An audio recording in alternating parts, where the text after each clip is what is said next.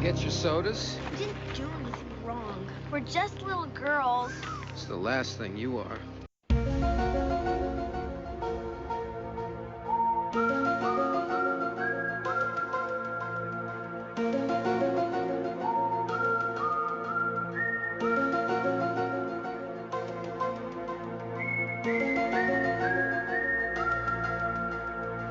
Hello, and welcome to Discovering the X-Files, the podcast in which a newbie, that's me, takes a deep dive into the entirety of Chris Carter's creepy universe, as longtime fans escort me on the journey, a journey filled with paranoid conspiracies and monsters of the week.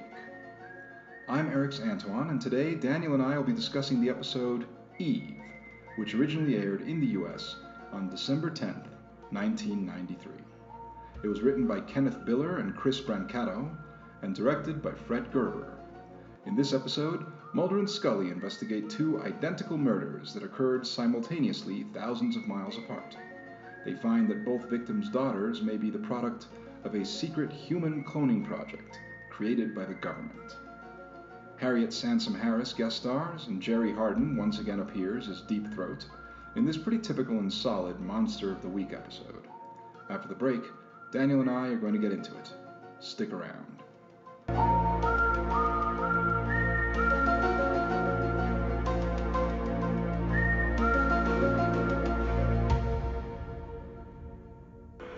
Wondered if I had ever told you about the Litchfield experiments. No, you haven't. In the early 50s, during the height of the Cold War, we got wind that the Russians were fooling around with eugenics, rather primitively, I might add. Trying to crossbreed their top scientists, athletes, anything, to come up with a superior soldier. And naturally, we jumped on the bandwagon. The Litchfield experiment. A group of genetically controlled children were raised and monitored on a compound in Litchfield. The boys were called Adam, and the girls were called Eve. Hate to see you go, but love to watch you leave. There you go. Yes, they pull a neat bait and switch with this episode. Yeah, they. I don't know, like in that cold open, they set up something paranormal, something supernatural, you know, and something that, in essence, they never quite explain. But yeah, so they set up a supernatural kind of paranormal thing, and then they present us with, it turns out to be a techno thriller. It turns out to be The Boys from Brazil, or which in fact this was actually I think it was a spec script, or it was like a pitched script by like freelance writers, and their script was called, in fact, The Girls from Greenwich.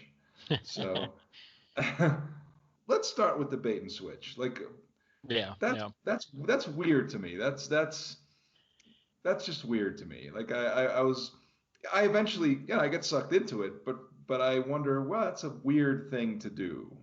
You know, like, why do that? Why do that, especially if it's not really going to have any bearing on anything, unless I missed something. But you take it. Really.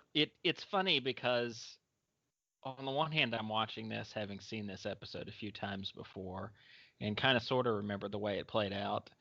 But I also when I'm watching these now, I also try to look at it as if, what if this was the first time I watched it?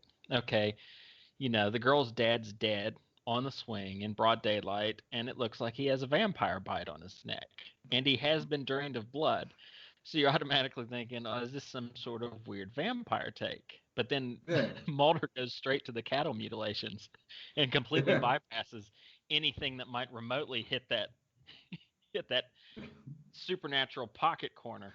Right, and his suspicion is aliens. Like it's not even like chupacabra or anything. You know, it's just directly aliens. Like that's directly his suspicion. Like aliens are doing this. It's just funny. He gets to go on his big long rant about cattle mutilations while Scully is just sitting there sighing and rolling her eyes a little bit. And then obviously his theory turns out to be completely incorrect, not even close to what is going on. But of course, what I love about that and I don't know, maybe it was part of the point or just a happy coincidence, is that once he realizes that he was wrong, he's okay with it. He doesn't try to buckle down.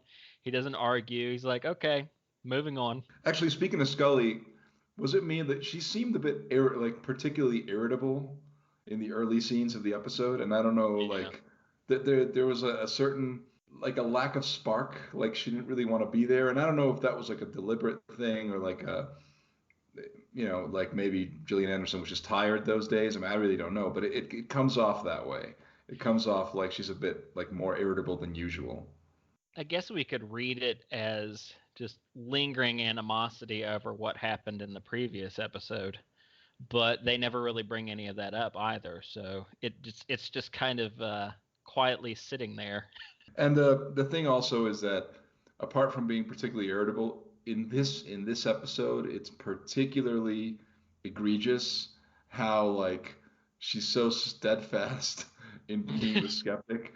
Where you go like, come on, man, like come on, like you don't think it's weird that like you don't think it's a little weird? You go all the way across the country and you have the identical girl and her dad was killed in an identical way at the same time, and you don't find that odd. You don't, you're immediately, oh well, obviously we have two serial killers working together. Come on, like so like I mean you don't for a minute like have a sense of curiosity or a sense of wonder.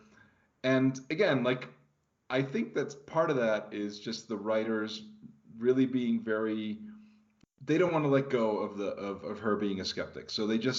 they shoehorn that in to the, I think sometimes to the detriment of the character, because it's, come on, I mean you're an investigator, you have no sense of curiosity. I mean, fair enough, your explanation for this will not be supernatural, will not be paranormal, but yes, this has to be strange. There's something weird going on, Oh yeah. and you need to acknowledge that.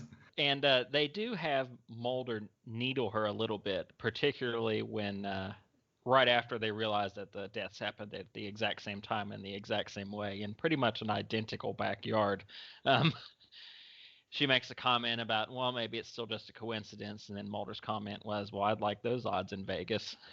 They're strictly adhering to that formula, but they also know that they're doing it. And it's a good moment for Mulder. He gets a little bit of a laugh out of his comment there, but it does make Scully seem not so much like an idiot, but just overly bullheaded Yeah, about yeah, everything. just like stubborn, just Yeah. refusing to give an inch. It's just like, okay, I know you're a skeptic, but come on, like, just for a second. I mean, you got to admit this is weird. And then even eventually they do find out the truth, and the truth is not paranormal. It's a kind of a sci-fi concept, sure, but there's some basis in a certain scientific truth. But they never. Okay, I mean we're gonna go all over the place. We don't need to go chronologically here, but okay, Right. like we're going to eventually find out that these little girls are the villains, the true villains of the episode. We're gonna find that out eventually. We're gonna find out that they were responsible for killing their parents simultaneously due to what we can assume is some kind of a psychic link between them. Yeah. Fair enough. Like like you can get all that. I can sort of get that, but I don't understand why that method. I don't get the methodology of killing the fathers. Like I don't. They never really justify that. Like why do it in a vampiric way? Yeah. It's there's a couple things that are hinted at or that you can infer based on information in the episode, but they never really make it clear. One obviously is that the one, I guess, Eve 7 states that homicidal tendencies are a unfortunate side effect of the experimentation process, and of course it showed up in them about a decade early, or at least a decade earlier than it did the previous batch of clones. But beyond that, they never really go into exactly why they chose to do it that way. Was it just for fun? Was it just for shits and giggles? Like why why make it look like your non-biological fathers had been dreamed by a vampire on a swing set in broad daylight? It's just very odd.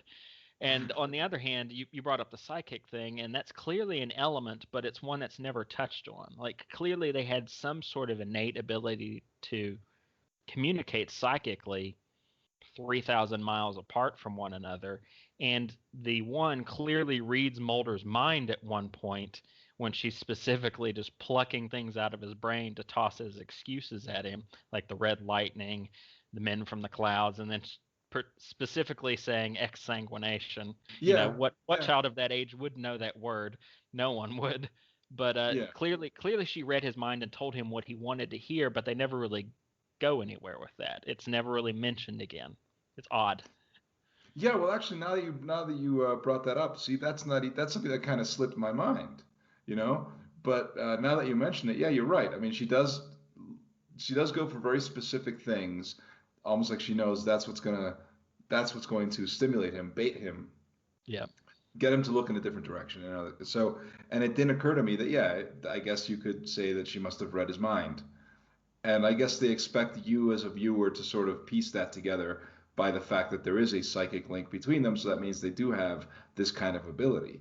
But since they don't develop that, you don't even really understand. Do they all have this ability? Is this like do all the Eves, including the middle-aged Eves, like do they all have this? Are they all like that, or just these two, or are they all linked, in some way? Right. And the one thing that I guess, so like the Eve, the one that kidnaps her, the one that gets, because there's two of them, right? There's Tina, and then there's Cindy, Cindy. Yeah. right? Yeah. Yeah, and so the one that we see, well, the one that Mulder and Scully interrupt at the house when she's taking Cindy, that one is in fact Sally Kendrick. Did I get that right? Or The impression I got is that Eve 7. I think I got the number right. Eve 7 is Sally Kendrick. Yeah. okay, okay, so she was part of this experiment. Because again, this stuff is not 100% clear. They keep things a little bit murky, Yeah. and it doesn't really. That part I was kind of lost. I feel a bit like an idiot. Like I feel like either I didn't get it or they didn't give enough information for me to get it. But you have Sally Kendrick, who was working at the clinic, right? Yeah.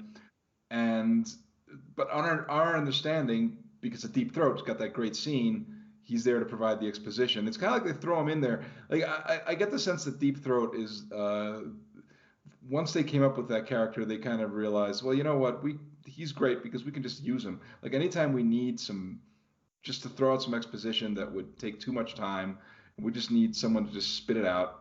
Just let's have a Deep Throat scene. Let's have him like come out of the shadows and talk to Mulder for a couple of minutes, and he can give us all the backstory we need. So he comes in with the whole thing with the Litchfield Yeah. project, right? Which, as we can understand, has been going on for many many years, because the understanding is not that Sally Kendrick was one of the initiators of it, but that she was one of the subjects. Right. And she somehow, I mean, she's not institutionalized for whatever reason. And that's the part that I didn't quite get. The part that, like, why are they all, why is there an Eve locked up in an institution? And why are there these other Eves that are loose? Like, that's the part that was not clear to me. Yeah. It's a little murky. Of course, they hand wave away. Why aren't they all over the place with they tend to kill themselves, the Adams and the Eves. And as far as we know, all the Adams are dead. And I guess at the start of the episode, there are still 3 living Eves. 6, 7, and 8? Yeah. 6 is locked up in the mental asylum. 7 is Sally Kirkland, who either on her own or maybe at the behest of someone else had decided to start up her own version of the program at a fertility clinic. And then there's the Eve 8, who we don't see until the very end. Right. So the implication is that all the others are dead, either by their own hand or maybe they were exterminated. Who knows? The one is locked up because she's crazy and horribly violent.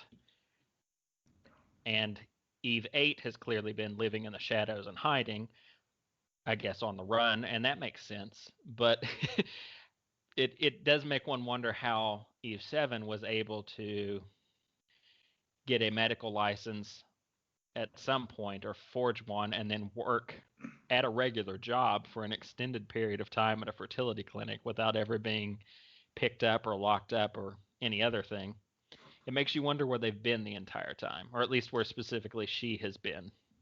Yeah, and also not only working on a fertility clinic, but continuing these experiments, Yeah. uh, or at least restarting them. That's the understanding that in 1985 she kind of restarted them. Decided to continue them. It's not clear what the plan ultimately was. It's not, especially since when she kidnaps the two girls, the implication is that she wants to prevent them from becoming psychopaths. Yeah. She's hoping to fix them, right? Right. That's essentially. I mean, she herself is not a psychopath, far as we can tell. Right. She's not a murderous psychopath. She's basically, her mission there is to fix it. Uh, Again, there's little things that you have to kind of put together. The episode doesn't make it clear, and I guess for the basic enjoyment of it, it doesn't really matter because it's just kind of a fun techno thriller kind of thing. The actress that plays the elder Eve, Harriet Sansom Harris, is a great character actress. Oh yeah. I think she does a terrific job here. She's a very theatrical actress, especially that scene where she's like the locked up one. Yeah. It's like clicking her teeth together and making all these like. She's a very theatrical actress, and it's great. And everything she does has to be big and like robust, and because she's been in a bunch of stuff. She was on Frasier. She was like a recurring character on Frasier. She was like his agent, and she's also a very like big, almost vaudevillian character. And then but yeah, you look at that. You have the big scene where she's like clacking her teeth together and like delivering her monologue in the institution, and then when she gets poisoned, her death scene is also very big. She's just like shaking the table and like. And it reminds me like one of her big roles that some people might recognize her from Memento. She's Oh, that's right. yeah, she's Sammy Jankis's wife. So it's interesting how both in Memento and in this she expires due to ingesting an excessive amount of a toxic substance. In Memento, of course, it's Sammy, you forgot my insulin. It's time for my insulin. In this case, it's that poison, that weird poison. What was it? Yes, which is sweet and can be like you can find it in soda. I don't know much about that. I don't know how real that is. Probably is real. Gillian Anderson really leans into the it tastes really sweet. Yeah, Drinking her diet soda, syrupy. Yeah.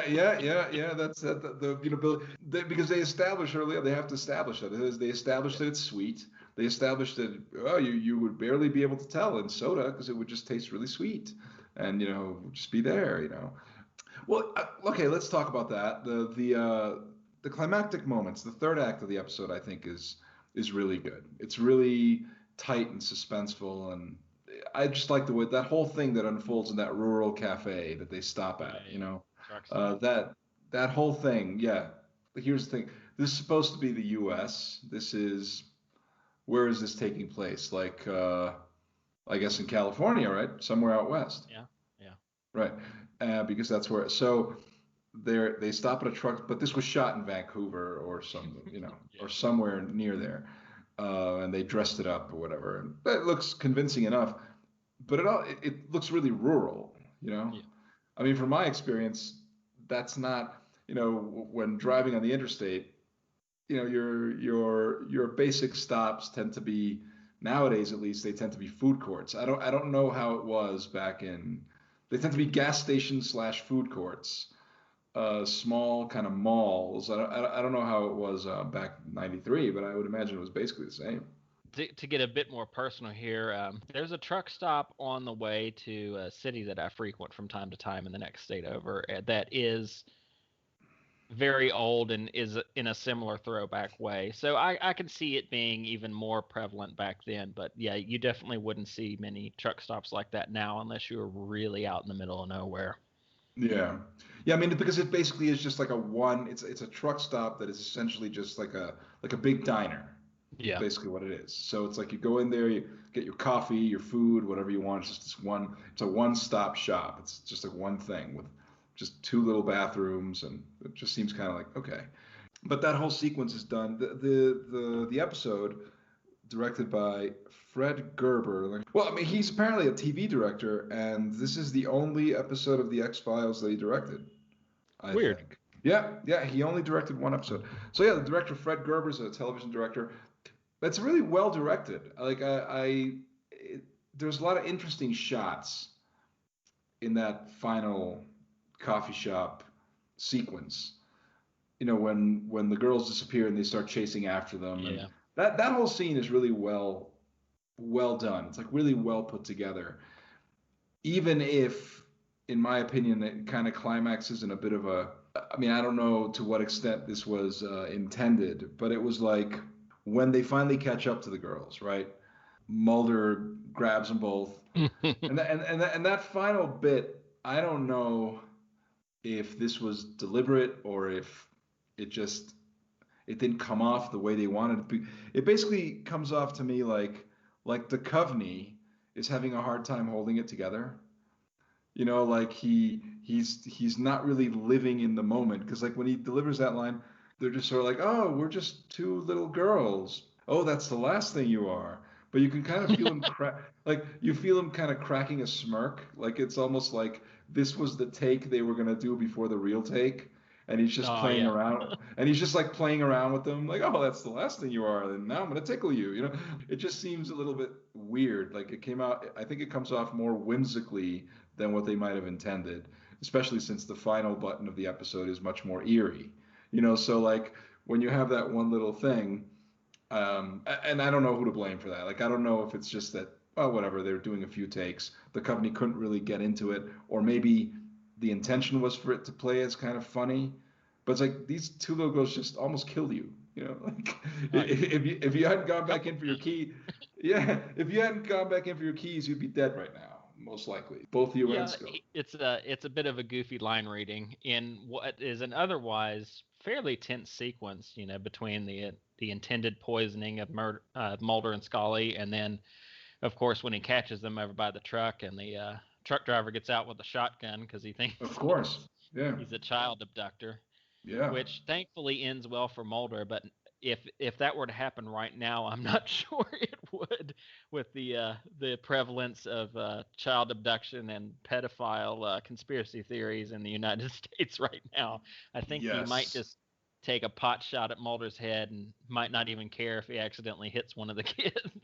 Yes, that was actually on my mind, you know, because I mean, not to be too blunt, or, you know, I don't want to offend anyone, but, you know, you got a trucker who's got like a rifle, you know, he's a Second Amendment defender.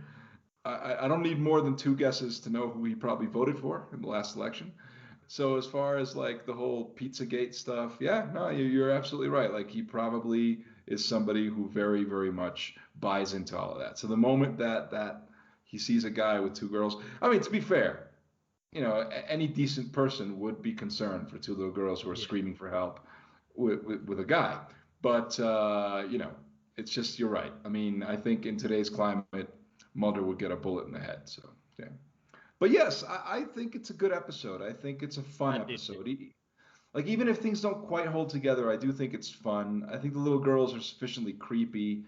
They actually got twins to play the two little girls. I think they had a hard time. They cast locally, I believe. Like up in Canada, they found twins to play it, which, because for a while they were thinking they would use doubles and, you know, trick photography and whatever, but then they said, nah, that's going to just be way too complicated. Oh, that'd be a nightmare with kids. Yeah, definitely. And also like a nightmare with kids and with a TV budget. Yeah. You know, where you have a set budget for like 24 episodes. Kind of like, yeah, you know, we have our big special effects sequences already stocked up for these episodes, and we have this and this, so you're always trying to stretch that budget. So I think that using trick photography and doubles would have been prohibitive. Like I just, there was no way they would have pulled it off. So you're lucky that they found those twins. Definitely. Yeah, I think it's a really good episode. I don't think it would be one of the best of the series overall, but I think it's a really good example of a standalone X-Files episode functioning as a miniature movie, because you can kind of see how a feature length version of this would play out. We'd probably get a bit more of the answers that we don't get here, and part of me wonders if they left some of that lingering so they could possibly revisit the subject on down the line. Although, based on my memory, I don't think we ever come back around to this. Although maybe the comic books did at some point.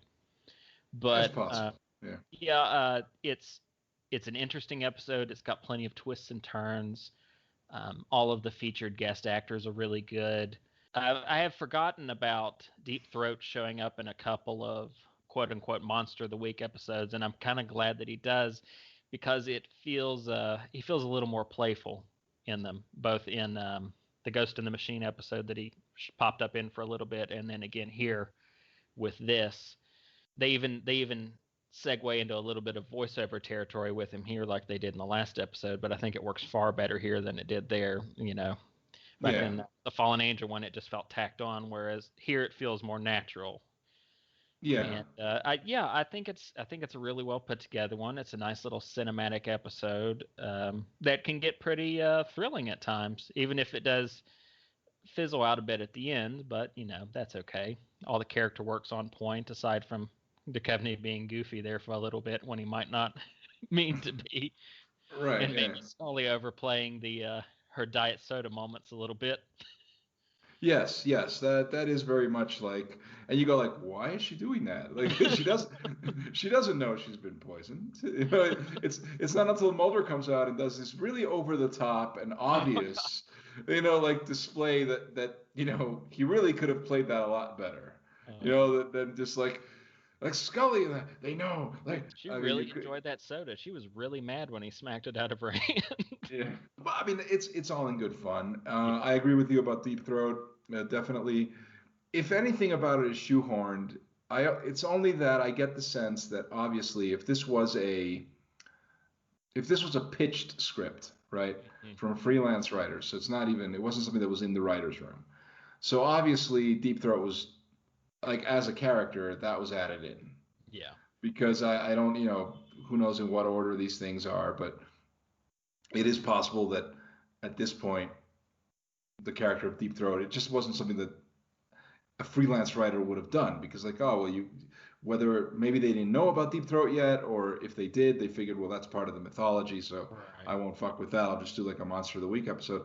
But the point is, like, if it's tacked on at all, it's because it does feel like, well, we could use some exposition. We could use a scene that explains what's going on, because we've only got 45 minutes, guys. So, we're only doing one episode. This is not like a long arc. So it's like, we need one guy to come in. Why not just Deep Throat?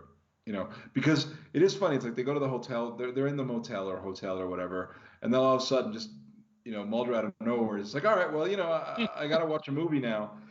This movie I want to watch on TV, and just like basically pushes Scully out of the room. Which is hilarious, because before I remembered that it's because he was going to run off to meet Deep Throat, my mind immediately went to the fact, and I don't think we've talked about this yet, and it is something that will bloom further on, but I guess now is a good time to mention it. You never really see Mulder dating around, but Mulder has a porn obsession. Oh, okay. We'll see him with porno mags from time to time. I know at some point you're going to see a box full of VHS tapes just off to the side that gets commented on. So the moment he did that, my immediate reaction was, oh, he's going to sit and watch porn in his hotel room on the FBI's dime. But no, he's going out to meet Deep Throat. But yes, we had talked earlier about Mulder's sexual interests, and he has them, but they're mostly self-stimulating, basically. Yeah, I mean, that's... Hey. It works for him. It works, it works. He's happy. He's certainly happy. He doesn't seem to need anything else than his box of porn, and like that's an intriguing notion. It had not crossed my mind. It'll become more prevalent as we get further into the show. I'm looking forward to that. I'm looking forward to exploring Mulder's extracurricular porn obsession. But yeah. Agreed. It's a fun episode. Yeah, maybe not one of the best, but fun to watch, entertaining, generally satisfying, and I do like the eerie ending. I like that. I like that the show, even if, like you said, I mean, maybe they'll never come back to this, And so if someone really loved this episode, they'll be like, oh, well, too bad they never went back to that. Because the whole thing about comic books, it's like, you know what? It's a show. You know, it's like not everybody is gonna, not everybody's gonna gather all the extra shit. Where are the others? The Adams and the Eves? All that's left is me. And Eve 7, she escaped early on, and Eve 8, she escaped 10 years later. Are you Sally Kendrick? That's not my name. But she's me and I am her, and we are all together. And there you have it. I hope you enjoyed our discussion. And if you did, please subscribe to the podcast, give us a like, take a minute to write a positive review, and go ahead and spread the word on social media. The podcast is available on Anchor FM, Spotify, Apple Podcasts, and other platforms. Look for the Erix Antoine Network on Facebook or on YouTube. You can also follow me on Twitter at ErixAntoineNet, and check out my film reviews on Letterboxd if you are so inclined. You should also check out Daniel Baldwin's website, theschlocketeer.com, and follow him on Twitter at Daniel W. Baldwin. I'm Erix Antoine, and I'll be back in a few days when Daniel and I will be talking about Fire, in which neither the Cult's Firewoman nor REM's The One I Love are used on the soundtrack, even though either one could potentially be appropriate. In any case, I hope you join us, and until then, let's all remember that the truth is out there. See you next time.